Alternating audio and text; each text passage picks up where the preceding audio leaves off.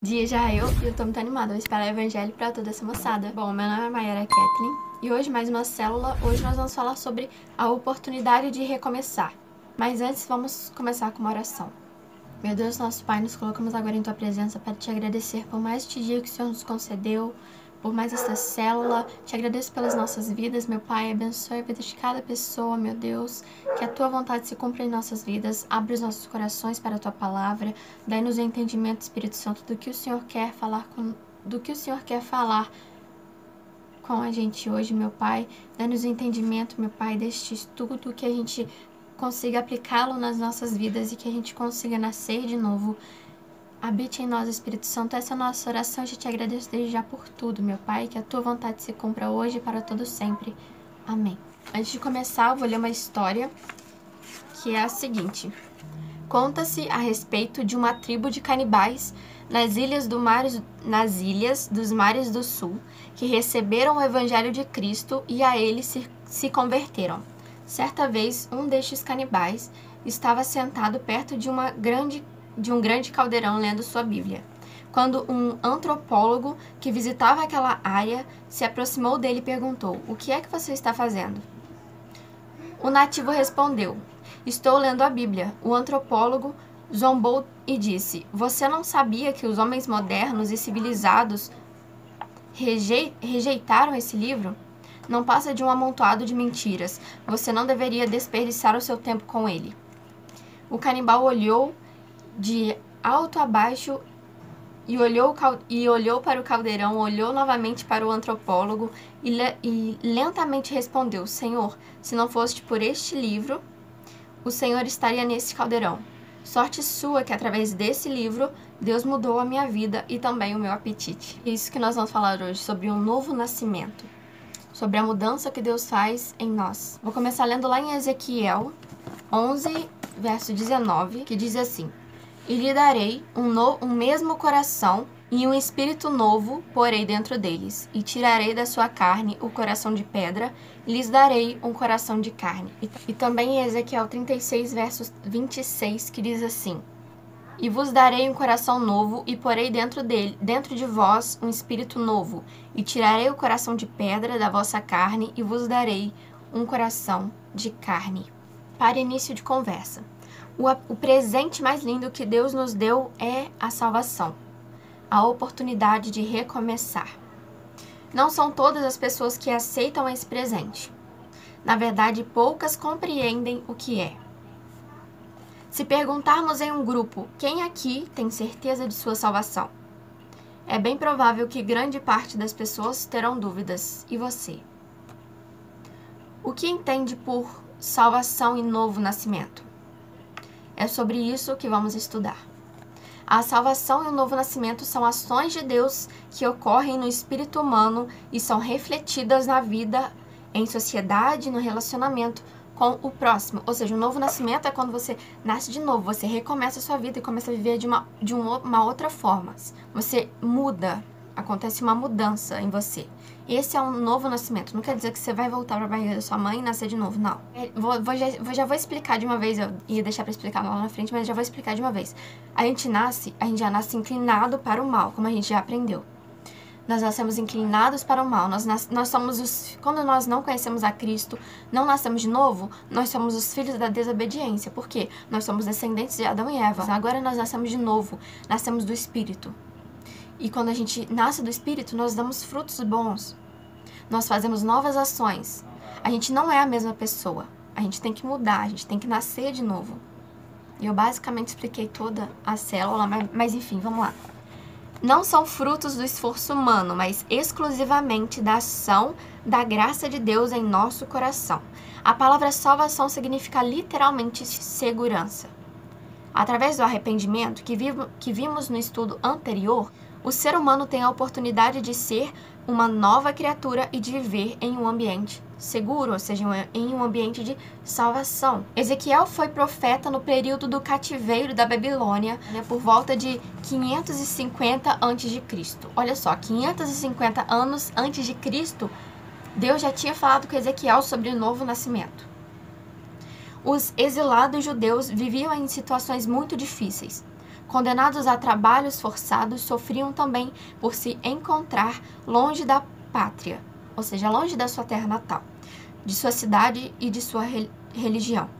A morte estava no coração do povo, morte social, espiritual e da esperança. O povo de Israel estava vivendo uma realidade totalmente diferente ao projeto inicial de Deus. Seus corações estavam duros e insensíveis diante de tantas privações, porém Deus prometeu restauração e salvação diante do vale de ossos secos que estavam vivendo. Em meio a tudo aquilo que eles estavam vivendo, em meio a um cativeiro ali, Deus prometeu que ia ter uma restauração. Tanto é que depois eles...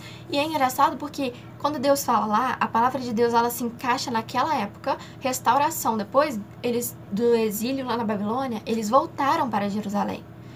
E também se encaixa nos dias de hoje. Por quê? Porque Deus nos restaura. Agora nós podemos nos restaurar. Olha só, eu estava reparando isso hoje quando estava lendo Jeremias. A palavra que Deus mandou lá serve para nós hoje e também serviu para eles lá naquela época. Deus disse ao povo, por intermédio de Ezequiel, que lhes daria um novo coração e um espírito novo. Essas palavras de Ezequiel são figuras da salvação e do novo nascimento que ocorrem no espírito humano. Deus retira o nosso coração de pedra e nos dá um novo coração. Passamos a ter a natureza divina que nos faz viver a salvação de Deus em todas as áreas da vida. Espiritualmente, o ser humano vive em um cativeiro existencial e espiritual. Somente através de Jesus, ele consegue uma nova vida, um novo nascimento e assim tem condições de viver o reino de Deus. Porque nós estávamos presos à prática do pecado. Nós estávamos presos ali porque nós já nascemos inclinados para o pecado. Mas vem Jesus, se a gente aceita ele, nós somos libertos e livres. Ao criar a vida humana, Deus a fez com perfeição, mas o pecado deturpou o coração da humanidade, afastando-a da presença divina. Este pecado original passou a todos os seres humanos, pois todos pecaram, como vimos no estudo 6. O pecado passou a reinar na própria natureza humana.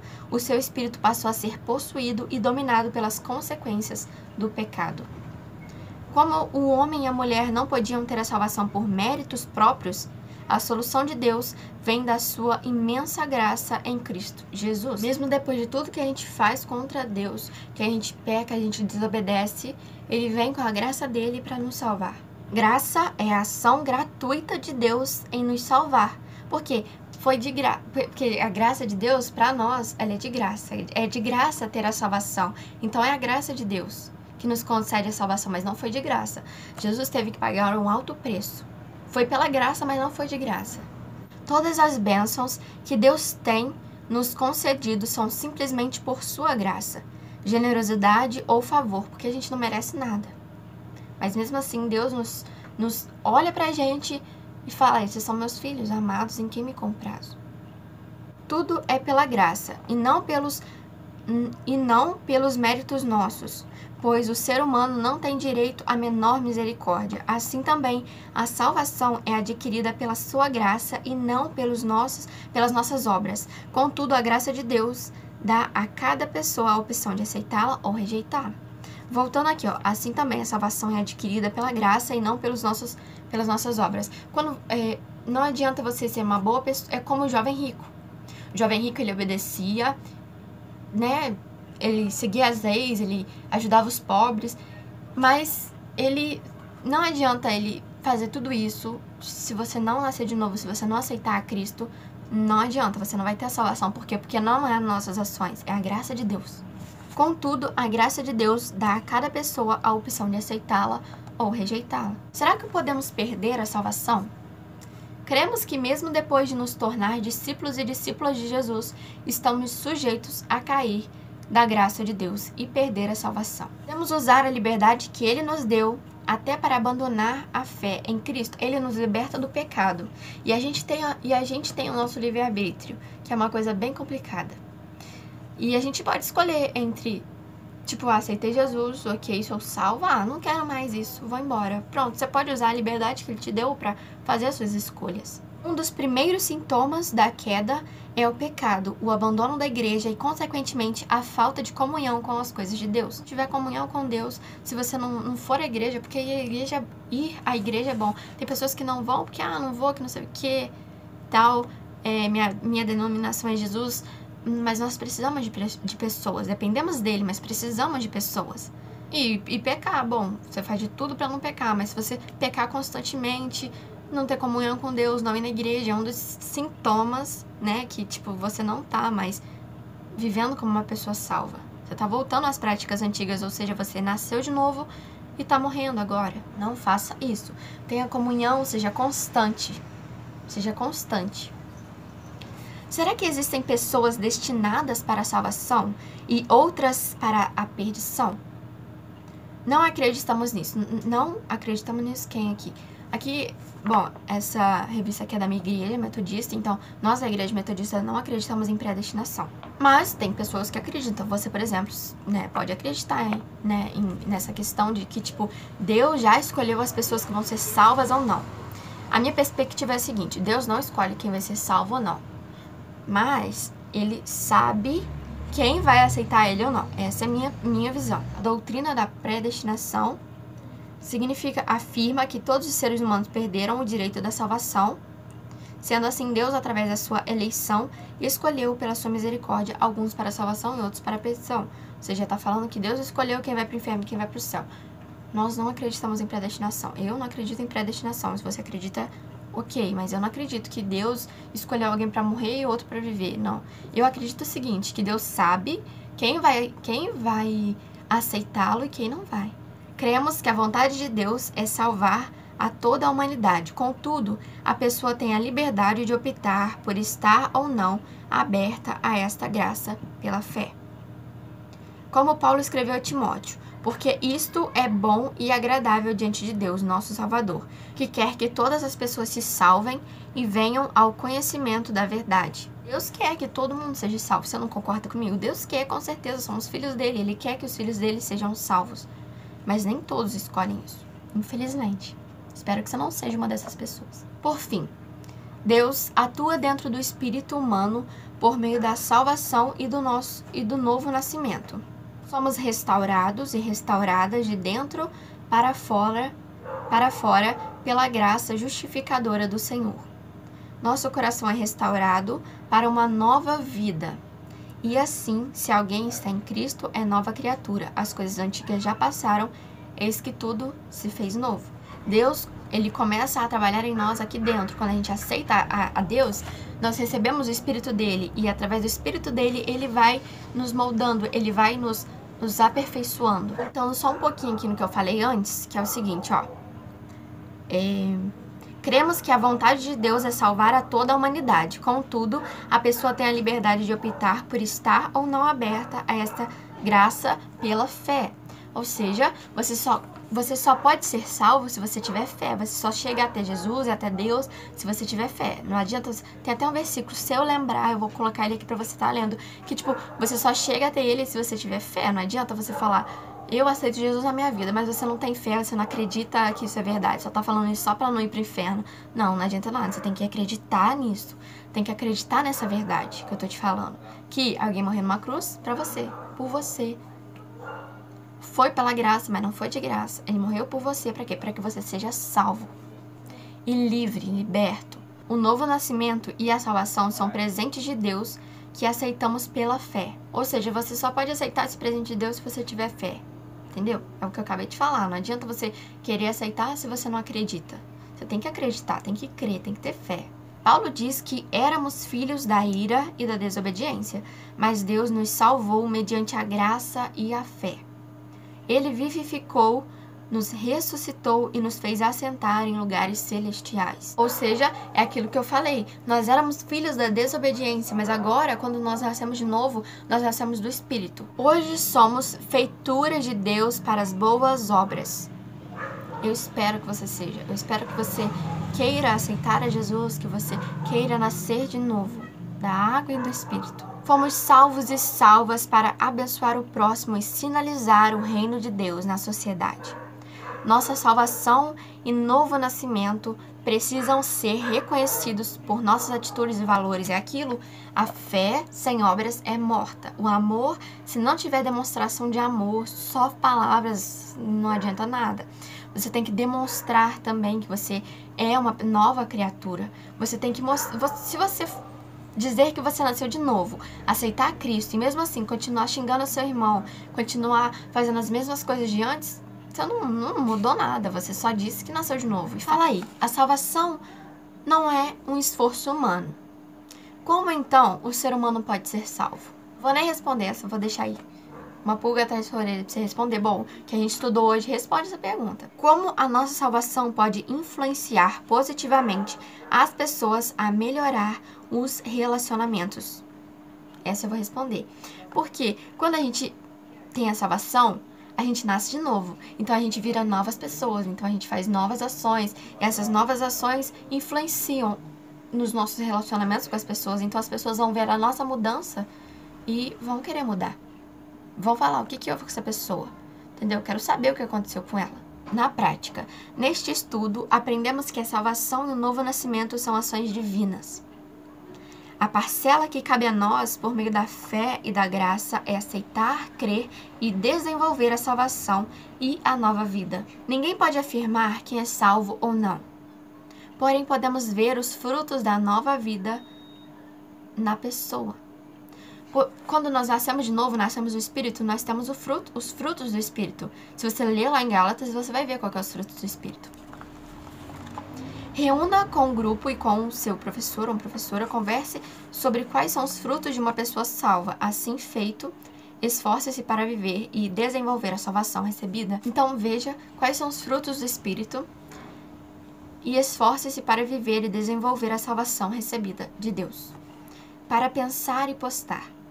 Uma pessoa pode ir à igreja 2 vezes por dia, participar da ceia do Senhor, orar em particular o máximo que puder, assistir a todos os cultos e ouvir muitos sermões, ler todos os livros que existem sobre Cristo, pode ir a show de cantor famoso gospel, pode escutar louvor, pode cantar louvor, pode pregar o evangelho, mas ainda assim tem que nascer de novo. Eu vou ler só mais uma coisinha aqui pra vocês pra gente encerrar.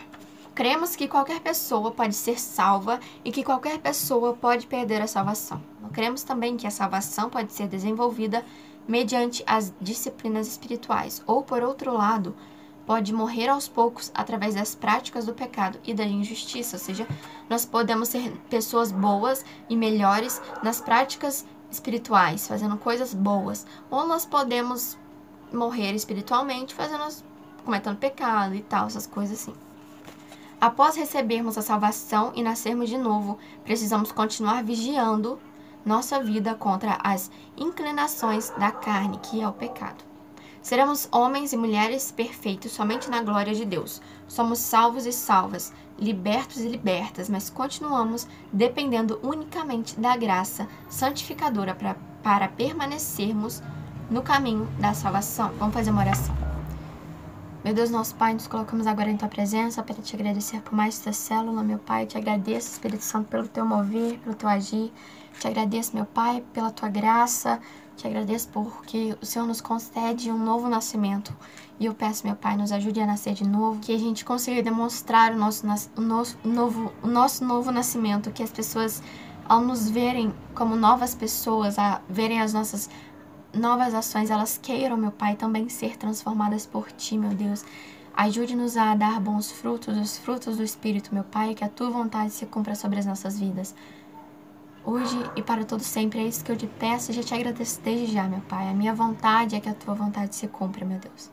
Abençoe as nossas vidas hoje e para todo sempre, já te agradeço desde já, meu Pai. Amém. Bom, foi essa célula. Se você gostou, deixe seu like. Se você não gostou, deixe seu dislike. Comenta o que você está achando das células. Compartilhe esse vídeo para que mais pessoas possam querer nascer de novo, para que mais pessoas possam saber sobre o novo nascimento e sobre Jesus Cristo. Ok? Se você não é inscrito no canal, então já se inscreve, já ativa o sino da notificação para você não perder nada, para você sempre estar ligado aí a vídeos sábado e domingo. Vou deixar aqui na descrição os versículos, uma música aí para você estar louvando e as perguntas que eu fiz aqui, tá? Para você estar respondendo aí na sua casa. Leia a descrição porque é muito importante, porque lá eu coloco algumas informações que são importantes. Bom, foi isso. Lembre-se sempre o que Jesus faria. Se fosse Jesus no seu lugar, o que ele faria. E para mais informações como essa, não precisa vir aqui me ver. Basta abrir a sua Bíblia e ler, porque é palavra para a vida eterna. E é isso. Até o próximo vídeo.